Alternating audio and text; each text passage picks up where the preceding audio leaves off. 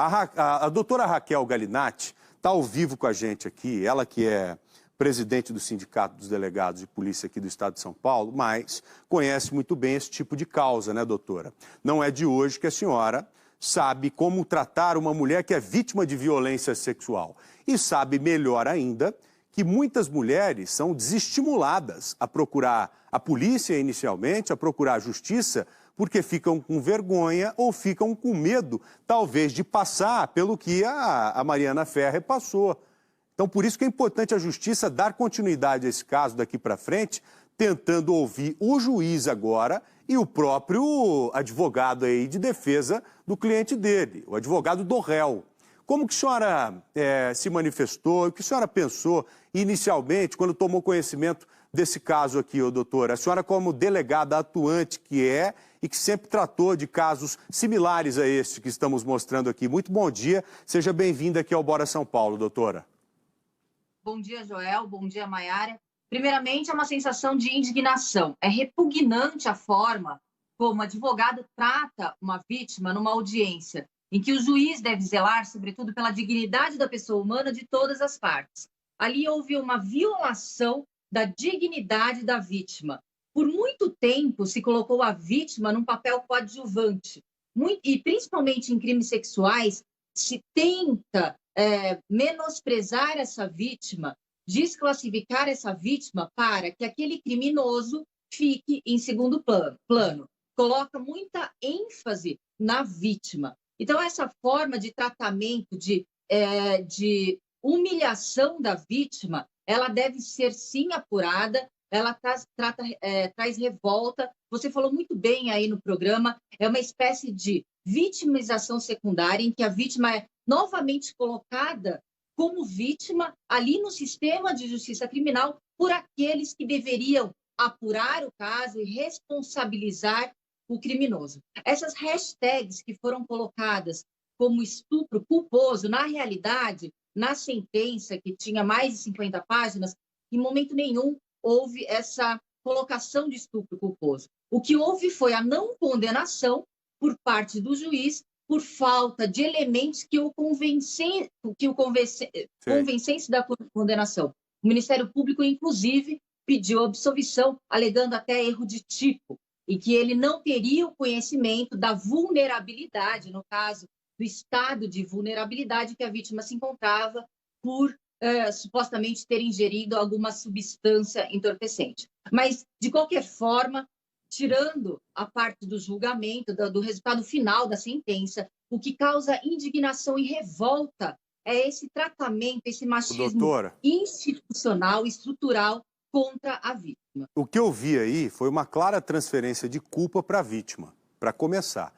E outra coisa, como a senhora bem colocou, nós não estamos discutindo aqui de jeito nenhum a decisão judicial. Porque a decisão do juiz ela é técnica. Ele analisa ali as provas da acusação, analisa os argumentos da defesa e chega a uma conclusão, né? Tecnicamente falando. Agora, o que está em discussão é o que o advogado fez contra a vítima.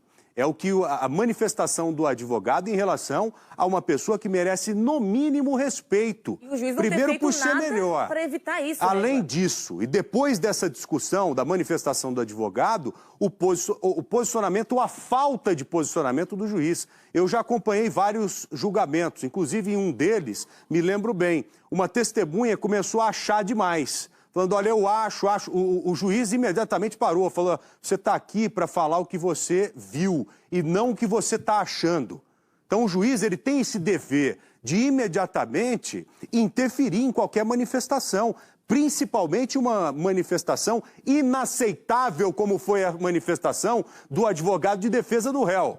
Então, doutora, eu quero colocar novamente aqui a fala do advogado e, na sequência, vamos colocar novamente também a Mariana Ferrer se manifestando ali desesperada, apavorada. Primeiro, o advogado. Por favor, pode colocar aqui no telão do Bora São Paulo. Uma filha do teu nível, graças a Deus. E também peço a Deus que meu filho não encontre uma mulher que nem você. Respondeu, não dá para dar teu showzinho. Teu showzinho tu vai lá dar lá no teu Instagram depois, para ganhar mais seguidores. Tu vive disso? Tu, Mariana, vamos ser sinceros. Fala a verdade, vamos lá. Tu trabalhavas no café, perdesse o emprego, estavas com aluguel atrasado 7 meses, Eras uma desconhecida, hoje... Isso é questão de alegação, né, doutor? Alegação, a gente explora isso. Esse é o seu ganha-pão, né, Mariana? A verdade é essa, não é? É o seu ganha-pão, a desgraça dos outros, manipular essa história de vítima. Doutora, tecnicamente falando, a senhora, além de delegada, conhece muito bem do trâmite judicial ali, dos trâmites judiciais.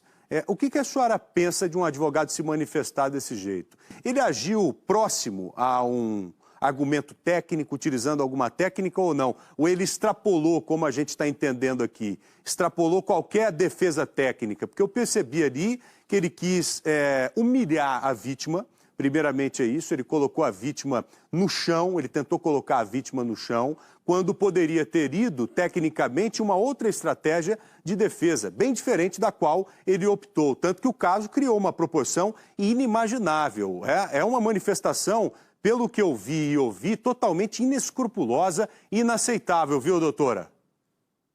Sim, houve uma completa violação da dignidade da pessoa humana, no caso, a vítima, com a omissão, com a conivência daqueles que deveriam se insurgir e proteger a vítima ali no sistema de justiça criminal. Então, realmente é inadmissível, causa revolta, é repugnante assistir essas cenas e essa estratégia do advogado que, em momento nenhum, a lei dá autoridade ou ressalva para que ele atue dessa forma numa audiência, principalmente no trato com uma vítima. Agora, doutora, na prática, o que representa um caso dele para dificultar o trabalho da senhora, aí na ponta como delegada de polícia, que recebe, por exemplo, muitas vítimas de estupro? A senhora acha que um caso como esse, se ficar como está hoje, pode desestimular que as vítimas procurem a defesa, que as vítimas procurem a polícia, procurem a justiça? O que a gente percebe que houve aí a sentença de acordo com o convencimento do juiz. Não cabe aqui criticar se a gente concorda ou não com a sentença do juiz. Mas eu percebi também que no decorrer das investigações do inquérito policial, o suposto autor foi indiciado. Também o primeiro promotor do caso também o denunciou. Então, houve sim um conjunto probatório e não se analisou somente a análise de vulnerabilidade ou não, o laudo de vulnerabilidade ou não. Houve sim uma análise completa para o indiciamento e também para a primeira denúncia. Mas isso atrapalha o trabalho dos delegados, que têm que acolher a vítima inicialmente? Né? O simples fato de mostrarmos o que estamos mostrando aqui, uma realidade que se deu em um tribunal, isso intimida que novas vítimas procurem a polícia, procurem a justiça? Com certeza, Joel. E esse é o papel primordial do delegado de polícia, ser o primeiro garantidor da legalidade da justiça, para que isso, de repente, não aconteça na fase de inquérito policial, um advogado violar dessa forma a dignidade da pessoa humana no interrogatório, no caso da vítima. Quando fazemos as investigações, a gente também colhe a termo tanto depoimento da vítima, ou a gente faz o interrogatório do réu, e neste caso, assim, a postura, a obrigatoriedade da postura de coibir abusos dessa forma. Doutora, vamos colocar agora, por favor, o vídeo da Mariana Ferrer. O momento em que ela, de forma indignada, começa a se manifestar e sensibilizada também, os prantos começam a aparecer. Ela começa a chorar porque ela não sabe ali o que está acontecendo com ela. Puxa vida, eu estou em um ambiente em que deveria ser protegida e, de repente, estou sendo atacada. Acho que foi o que ela começou a sentir ali, por isso que começou a chorar desesperadamente. Vamos colocar, por favor, novamente o vídeo aqui. Só aparece essa tua carinha chorando, só falta uma auréola na cabeça. Não adianta vir com esse teu choro simulado, falso, e essa lágrima de crocodilo. Meu Deus, é maior que tudo isso. Você pode ter certeza. Mariana, se você quiser se recompor aí, tomar uma água, a gente suspende o ato, tá? Não tem problema, tá? Excelência, respeito, doutor. Excelentíssimo. Eu tô implorando por respeito, no mínimo, nem isso se tu quiser, eu suspendo. Tratada, pelo amor de Deus, gente. Que é isso? Devia ter interrompido o advogado para não permitir que isso acontecesse, ô Mayara? Você, como mulher, é claro, fica mais indignada ainda, né? Eu, como a doutora Raquel, acompanho o trabalho da doutora Raquel, né, da violência contra a mulher, de acolher essas mulheres. Doutora, como que a gente pode, nós, no papel de imprensa, de mulheres que trabalhamos na imprensa, a senhora, né, como uma mulher que trabalha na justiça, aí, podemos encorajar as mulheres a denunciarem casos de estupro quando aparece um caso como esse, como vimos o caso do Robinho também, em que a vítima foi desqualificada por várias razões, em que na sociedade a gente vê que a mulher é colocada como culpada porque está com foto de biquíni, ela é culpada porque ela se mostra nas redes sociais, ela é culpada porque bebeu, porque usou droga, porque não estava no seu juízo, né? Como que a gente pode encorajar as mulheres que estão nos ouvindo agora, que foram vítimas de uma violência, seja ela sexual, seja ela de qualquer tipo, como a gente pode encorajá-las a denunciar, a lutar contra isso frente a casos como esse, né? O que a senhora tem a dizer a quem está em casa hoje? O que a pessoa pode fazer, doutora Raquel? Eu parabenizo a TV Bandeirantes e principalmente vocês, Joel e Mayara. O que vocês estão fazendo agora?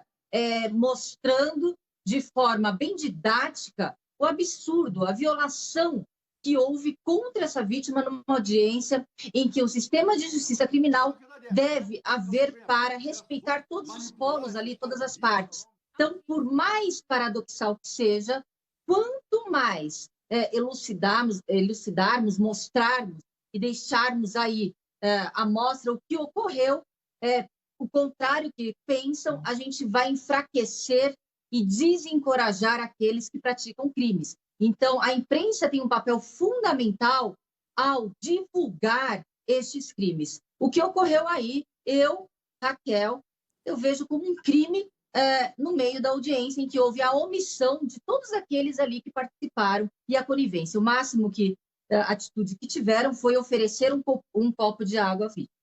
E outra coisa, a decisão técnica e final do juiz, ela independe do que esse cara disse, do que o advogado disse. Se ele não tivesse se manifestado da forma da qual se manifestou, o juiz tomaria a mesma decisão. Então, além de inaceitável, foi desproporcional e desnecessário também. Totalmente desnecessário o que esse advogado fez com a Mariana Ferrer. O que ele fez, não com a Mariana, mas com todas as mulheres que estão nos assistindo agora. Eu tenho certeza que você, mulher que está me assistindo agora, você comprou essa briga.